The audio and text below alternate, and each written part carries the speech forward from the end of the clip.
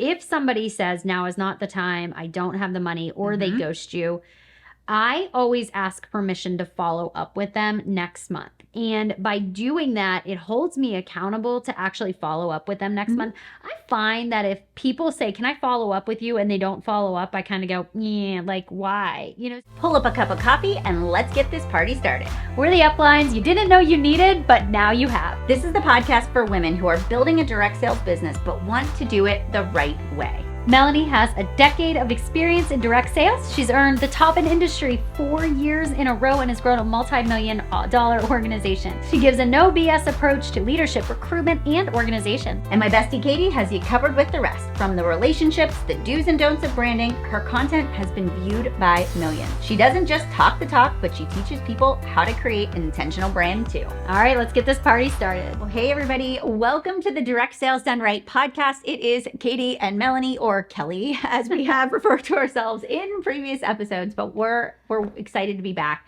And we are going to talk a little bit today. Obviously, we've got the Direct Sales Done Right book in our hands if you are watching this on YouTube, but we're going to talk a little bit about, inside of our community. One of the things that our members that are going through our academy and the community we're seeing over and over again is this just really lack of understanding of how to go through the invite process and how to navigate handling objections. And what we're finding is, and what we do in the community is every day we have them drop their trackers. We do this accountability check-in.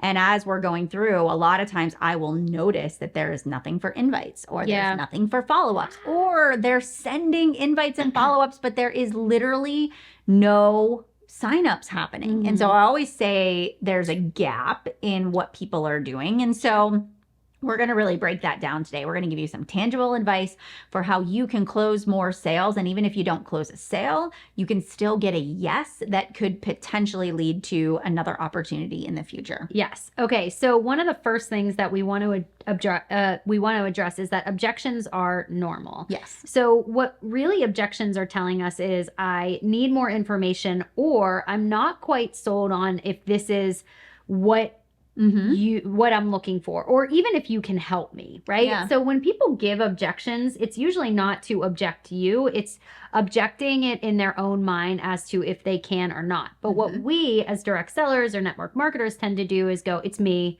hi, I'm the problem, it's me. Or we want to jump the sale so bad that we're immediately throwing anything at them to make them feel like it's an incredible offer and they can't resist it. So we rush to tell them, here's the price of it, and don't worry, I've got a discount on top of it. And on top of that, you're going to get this, and the other thing. And then they don't even hear anything you're saying. So instead of us just becoming really good at listening to the problems that people are experiencing and speaking to the problems, we are one step ahead and thinking about, okay, what's the objection they're going to throw at me? It's going to be price. I'm going to make sure they know that there's a discount. Or if they're going to say they don't have time, I'm going to put that right into my content and I'm just going to spit that out at them too. And so we become like word vomiters. Yeah. And we give them so much information that they actually kind of just don't hear us. Yeah, they zone out. And I find that when people screenshot me their conversations and ask for feedback, I find that the other person starts to give one-word answers. Okay.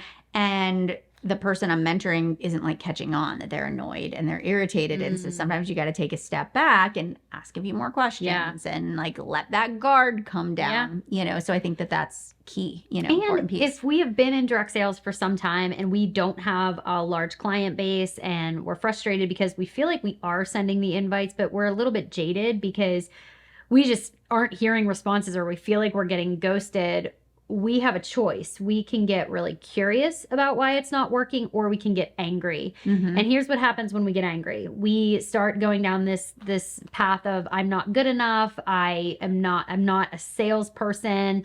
I just actually maybe am not meant to do this. And so we go into the fear mentality versus curiosity, which allows us to go, okay, I noticed that people really aren't responding to me, and I'm wondering if there's something I can change in the message. And this actually just happened yesterday in the community. Somebody wrote exactly what they say when they pitch, and I lovingly tore it apart. I lovingly was like, way too much. We're going to strip this down, and we are going to like actually break down why we need to readdress how we're saying it. Yes. But I love that she got curious, and I love that we can do that in the community. I do too. Where we can take examples and say, okay, this is what I would do differently. And so yesterday with her, she was just like I've never thought about it that way. Yeah. So So the first step when it comes to your inviting and getting a yes, handling these objections, is your mindset. I feel like that's the first step to this whole process, is actually sitting down and saying, I understand that I am going to get a no. I understand that every once in a while I'm going to get ghosted. I understand that people are going to, that is a normal part of building a business. That is not a you problem. That's a universal thing that we all get when we invite. So when you understand that, so if you have to write yourself a sticky note that says like a no doesn't mean I am not worthy of success, right? I want you to really say like a no just means that not right now, or a no means maybe later. A no means like maybe I need more information. A ghost, like when somebody ghosts you, it might mean they were at a red light when they read your message and got busy and forgot to respond. So you have to start with that. You also have to then say to your mindset, or really challenge your mindset when you go to sit down and invite, I am so excited about this opportunity. I'm so excited about the products and the business that I have. And I know that my ability to connect with other people can change somebody's life, whether it gives them confidence or, you know, it helps them to feel better, it gives them more energy, really knowing like I have something to offer. And even if people don't see it now, I want to at least set up the handshake. So it's going into it with this like smile, actually smiling when you sit down to do the invites. Because if you sit down and you're like, it's going to be a no. It's going to be a no. It's not going to work out. Everybody's going to give, you know, everybody's going to ignore me. None of this doesn't work. Guess what? Your energy, as crazy as it sounds, actually does come through. Totally does. Even if it's just words and you're like, there's no way they can feel it. Yes, they can feel it. For sure. So your mindset is number one. Okay. Now, the second part is when somebody does ask for more information, and we can maybe use the example from inside of our community. What did that girl do? And I'll let you kind of explain what she did. She wanted more information, and she said, you know, in the response, she basically walked her through what she had to offer. And in her case, she's a body partner. She was talking about a total solution pack, which included nutrition and fitness and her accountability group. So that's what it really included. She went into all the details about what it was, but I would actually take a step back, and instead of just jumping into what it is, if somebody wants more information, before I even jump into what it is, I would say, I would love to share more information with you. But before I do, can you tell me a little bit about some of your personal obstacles that you're experiencing with your health or your nutrition? Anything that's kind of a stumbling block for you? Because I want to make sure, even before I tell you about it, that it might be a good fit for you. Love that. But here's why I did it. I want to explain that part because this is key and most people miss it.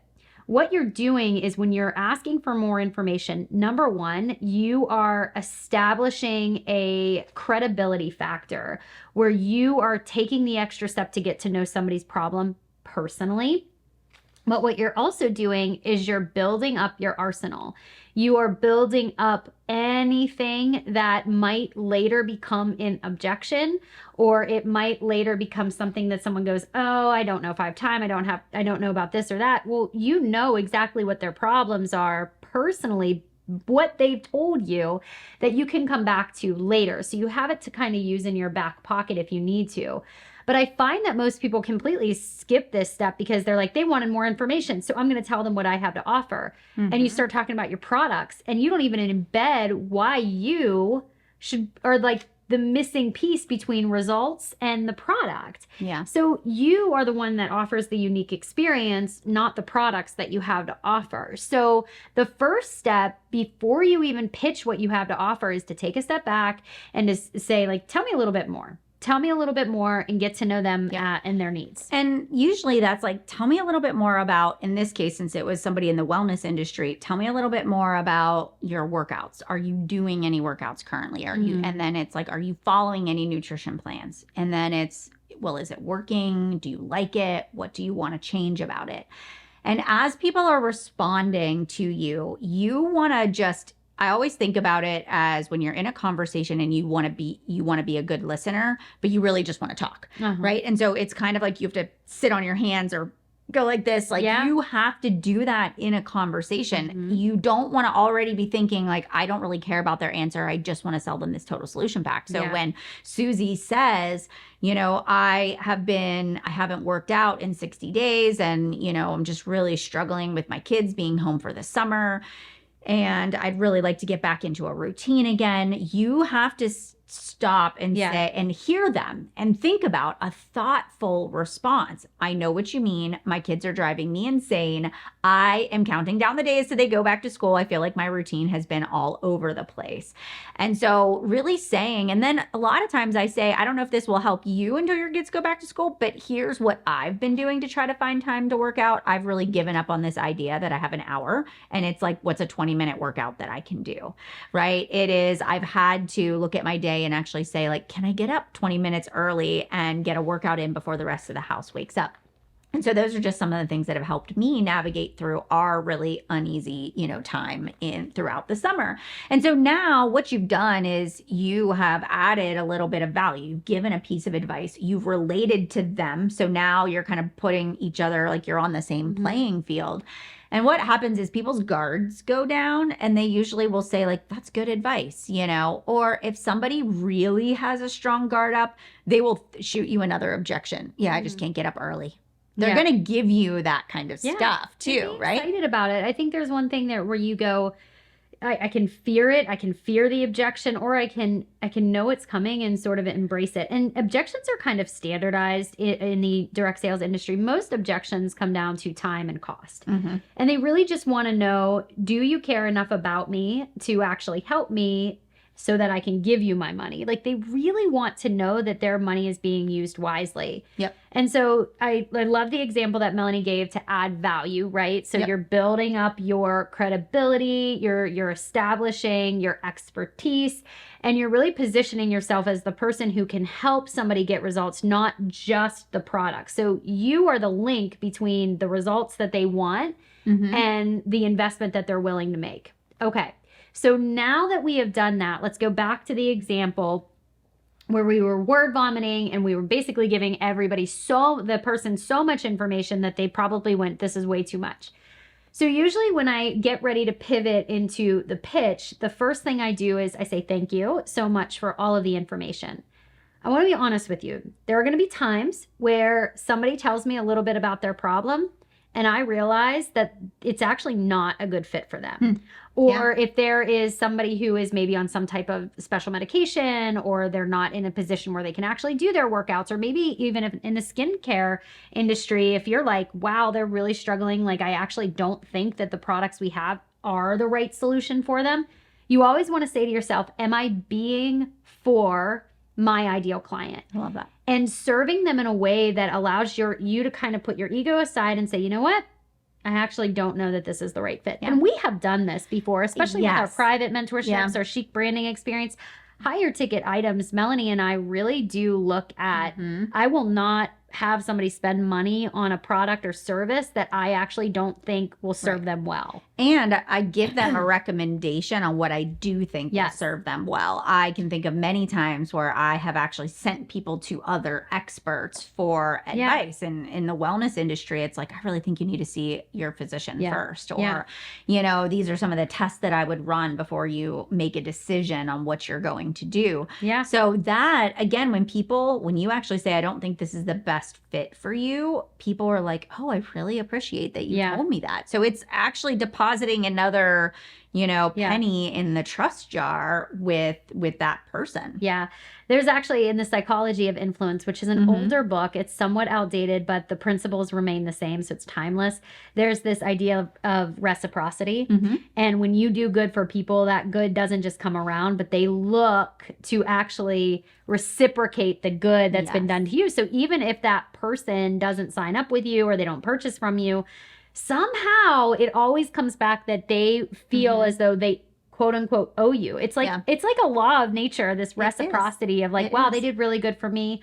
I want to make sure that I come back around and help them too. So I digressed a little bit. It's good. But let's say that you do think that you have the right solution for them. You do believe that you can serve them.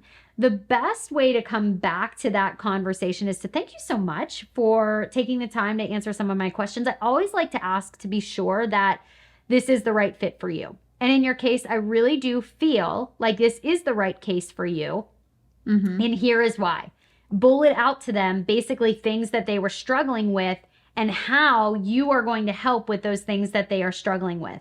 Then it's does that sound accurate? Did I miss anything? Is there anything else you're looking for? Wait for a response from them. When you get the response from them, it's like, okay, let's talk about the investment. Here is what the initial investment is going to be, or here is what the investment is going to be, especially if it's an auto ship. You want to be very clear and transparent about it. So I basically say, this is the investment. You're going to pay X amount of dollars, and it is going to include X, Y, Z. The X, the Y, and the Z should always include the exact products that they are getting, what makes those products unique in some way, but it should also include why they should invest with you in some way, what you're going to do, your slight edge to really the service that you provide, the experience that you provide. And then does this sound like a good fit for you? All right, wait for the response. You might get an objection. And if you get an objection like time or money, I want to go back to this book. I want to go back to Direct Sales Done Right, because we walk them through like every specific objection that you are probably going to get hit with in direct sales.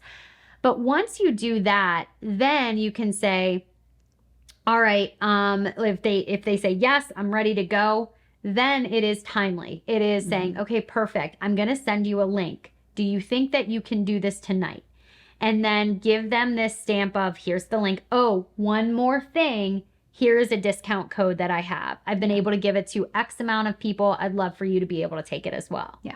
So do you see how I didn't word vomit everything into one message? I bulleted into different ones, keeping the ideal client at the forefront of my mind when I'm serving them. Couple of things in what Katie said that I want to just really, really highlight, knowing our listeners and what you might be thinking. Number one, when you go to make that pitch and tell people why this is the best fit for them, remember what she said. You want to relate it back to their problem. So I'm choosing this package because you said you don't have a lot of time with the kids going back to school, and I feel like this is going to help you because you're short on time. Also, when you purchase this package, it gives you access into my VIP group where I drop and then you insert things that are going to help them. Maybe it is weekly meal plans, or I do lives and I teach you how to grocery shop, or the whole month of September is focused on under 30-minute meals because, we're all trying to get our kids out the door for sports and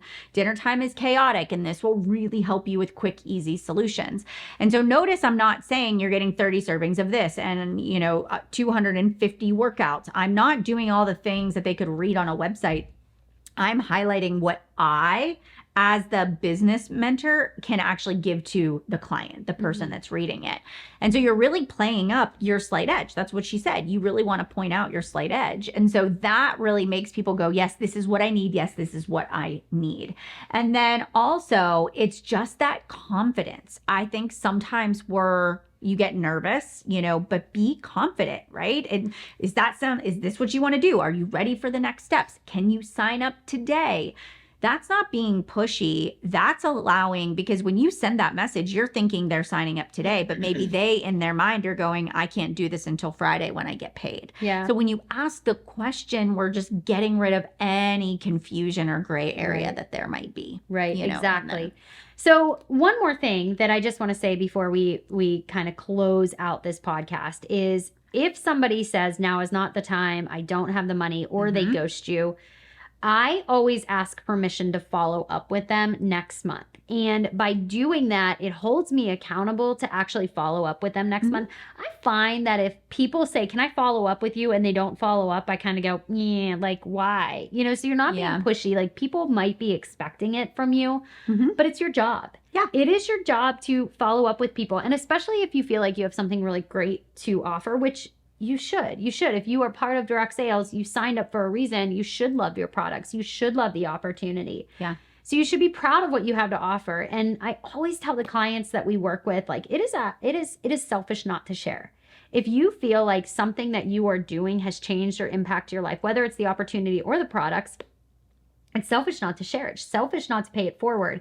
And just like if you're at a restaurant and somebody offers you a cup of coffee, but you don't drink coffee, I don't know who you are, but I guess I look at you. But if you don't drink the cup of coffee, as the waitress, you're not insulted, but by someone not wanting a cup of coffee. Yeah. You just go on and you go to the next table and you ask the next person. And you have to remember that part of it too. Some will, some won't.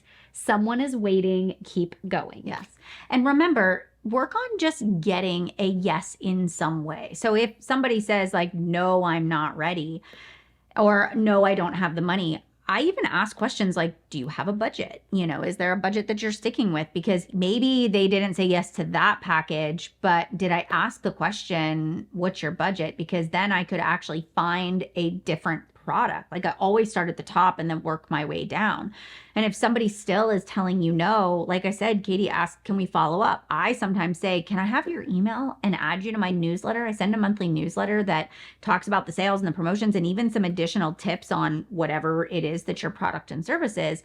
And so I'm just looking for a way to keep the relationship doors open. So just always try to end with a yes. And if it is a no, then like you said, they just might not be your people. Yeah. So, all right, you guys. Well, thank you for tuning into this week's episode of the Direct Sales Done Right podcast. We love sharing our experiences with direct sales with you. And we also love when you show up on social media and tag us to spread the word about direct sales done right. So let us know that you listened. Let us know what you thought of this episode, and we will see you next time. All right, so if you loved today's episode, make sure you head over to wherever you listened to the episode today and leave us a rating and review. And also take a little screenshot and tag us on Chic Influencer. We'll feature you in our stories. Plus, we'd love to get your feedback and hear from our listeners. Until next week, let's make chic happen.